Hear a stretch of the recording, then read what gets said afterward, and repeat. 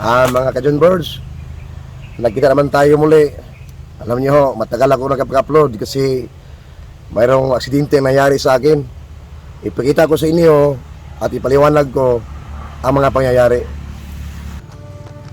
Ito po ang mga pangyayari, John Birds, mga ka-John Birds.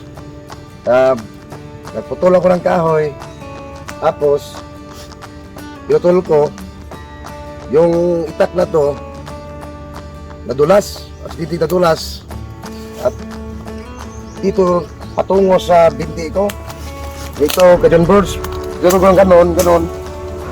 Pagkatapos pag ganon, nadulas siya, tapos dito tama. Ito mga ka-John Birds. Oh, ang laki-laki ng sugat ko mga ka-John Birds. Nagpunta ko sa kakilala kong midwife. Ang sabi niya, kailangan i-ano to sa provincial hospital, i-repair kasi malalim ang sugat at saka malaki. Baka may naputol dito na ugat.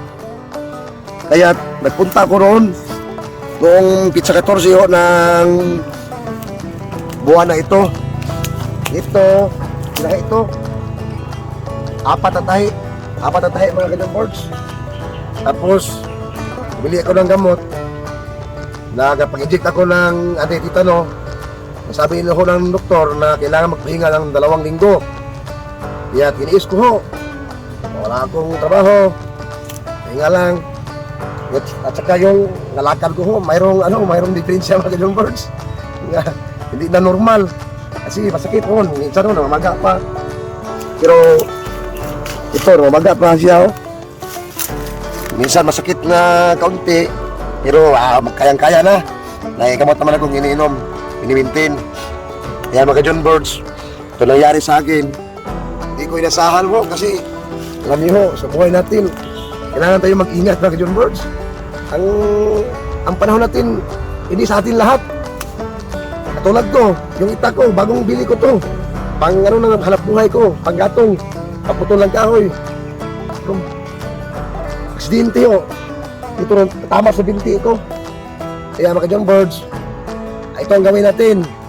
Sa bawat trabaho natin, ingat tayo.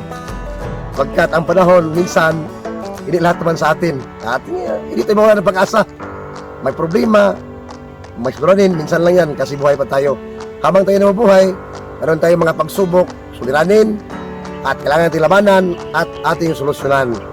Kasi wala namang mga problema o suliranin na hindi natin masolusyonan.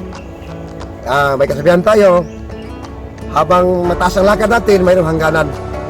Kaya mga John Birds, salamat po sa inyong lahat. Ngayon, kita-kita na tayo muli. At bukas na naman, makita na naman tayo. Mayroon tayong tutulungan na isang matatanda na kailangan natin tulungan. Mahirap ang kanyang sitwasyon. Mahirapan siya bumangon. At yung mga anak niya, naghanap buhay, minsan lang uuwi. Kaya mga John Birds, salamat po sa lahat. At itong tandaan niyo, sa puso ko, kayo ang bida at kayo ang napalakas. Kaya ako, nandito pa rin.